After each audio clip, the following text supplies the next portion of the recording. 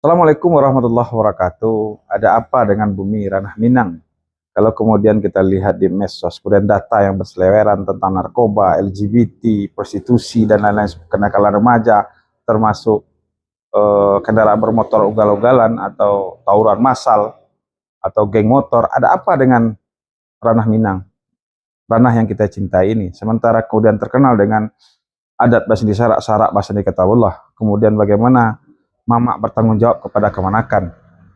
Bagaimana kemudian di manakah peran Mamak di Minangkabau? Apakah kemudian Minangkabau sudah kehilangan mamak-mamaknya sehingga kemudian adat itu hanya menjadi seremonial semata? Kemudian adat besi syarak itu kemudian menegaskan bahwasanya adat Minang itu adalah berlandaskan kepada Islam. Ada apa? Inilah yang kemudian menjadi kegelisahan kita. Bagaimana ke depan harusnya kegiatan-kegiatan pemerintahan dan kegiatan-kegiatan di nagari-nagari tidak hanya kegiatan seremonial, tetapi kegiatan substansial yang harus dilakukan.